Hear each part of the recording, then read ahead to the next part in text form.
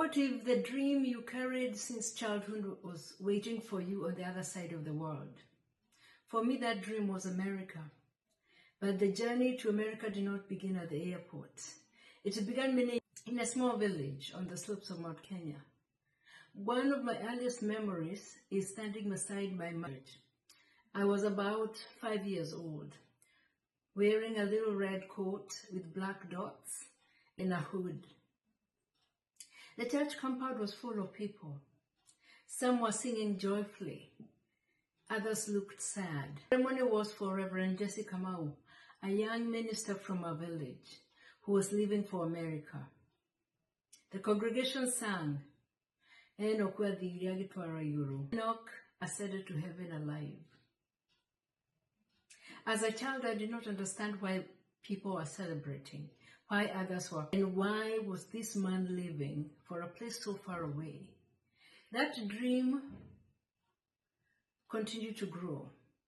That day, in my heart, a curiosity about the world beyond my village.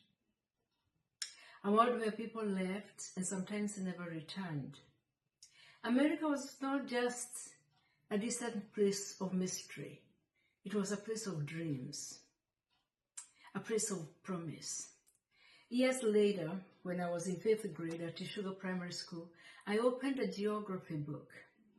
Inside there were pictures of the vast North American prairies, golden fields stretching endlessly, huge machines harvesting crops. At the bottom of that page, I remember small words that caught my attention. Published in Minneapolis. I had never heard that name before. That evening, I asked my sister, where is Minneapolis?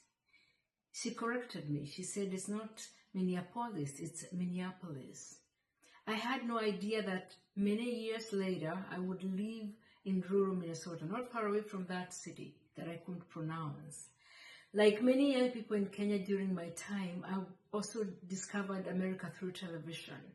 Shows like Beverly Hills 9210, Family Matters, and Good Times. But one person inspired me more than anyone else, and that was Oprah Winfrey. One day I asked my brother, what is a talk show? He tried to explain, and we laughed when we noticed something. Oprah looked a little like our older sister Wango. From that moment, I admired her. She spoke with confidence. She changed lives, and somewhere deep inside, I dreamed of doing something meaningful like that too. Years later, I became an instructor at Kirinyaga Technical Institute. I loved teaching, standing in front of students, explaining social studies, watching young minds grow. But deep within me, there was still a quiet voice, a voice whispering, there's more. I wanted to study in America, but getting to America was not easy. The cost was overwhelming. My family could not afford it. Still, I refused to give up. I spent many hours in the America Cultural Center Library in Nairobi, reading college catalogs, searching for schools that offered financial aid, filling out applications, writing essays, requesting recommendation letters. Every step felt like climbing a mountain. I remember one of my first applications cost me $560, a lot of money then. When the response finally came months later, I was devastated to learn it was an online college, and the application fee was non-refundable. But I refused to stop. Eventually, I applied to Southeastern Bible College in Alabama. Months later, the letter arrived. I had been accepted. But another challenge remained. How would I pay for it? My father looked at me and said something I'll never forget. Mobish, he said, when you're in Kenyatta University, I promise to support you to their highest education, and I meant it. Then something remarkable happened. My community came together. The church organized a farewell fundraiser. People contributed what they could. I remember one elderly woman, over 90 years old, handing me a 5 shillings coin, and she smiled and said, this is for Madazi, snacks on the airplane. That small coin carried more than money could measure.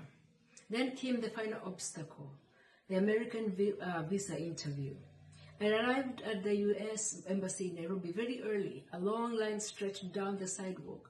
Students, tourists, business, travelers.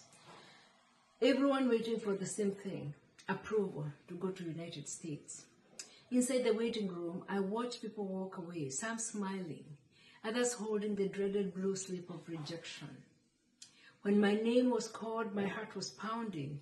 The officer asked several questions. Which university will you attend? What will you study? How will you pay for your education? I explained everything, confidently. My work as a teacher, my savings, my plans to return to Kenya and help my country. Then there was silence.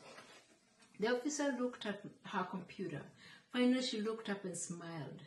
Your visa has been approved, she said. In that moment, years of prayers and determination became, it was time to leave Kenya. At Jomo Kenyatta International Airport, my family stood beside me. We prayed together one last time. My father held my hand and kissed it gently. God will go before you. When the plane finally took off, I looked down at the fading lights of Nairobi. I made a promise to my family and to my community. One day, I would make a difference. I arrived in the United States in January, during the winter, something I had never experienced before. The cold air felt like needles on my skin. The buildings were huge. Everything moved faster. I had arrived in Birmingham, Alabama after a long flight with many connections. I was exhausted, but life was about to change. Life as an international student was not easy. I shared a small apartment with 4 roommates. Money was tight. I worked in the college library, then as a housekeeper, later at a gas station. I learned to drive. I failed my first driver's test, then passed on the second try. Every challenge taught me something: humility, perseverance, faith. Then one night, while working at the gas station, a white woman quietly warned me. The Klan is out tonight, she whispered. My heart dropped. I had heard of the Ku Klux Klan in history books, but suddenly it felt real. My manager told me to close the store immediately. She was African American. That night I drove home in fear. Every set of headlights made my heart race. But when I arrived safely home, I realized something. Faith had carried me across, and faith would carry me through this new life as well. Leaving Kenya was not just about education. It was about transformation. I came to America searching knowledge, but I also found resilience, identity, and faith. Because sometimes the journey to your dream is also the journey that reveals who you truly are. If this story speaks to you, subscribe and join me next week as I continue sharing my journey of identity, faith, and history. Please tell me in the comments, what dream has changed your life's journey? Please share, like, click the reminder button, and join me each week as we uncover identity, history, and the journeys that shape us.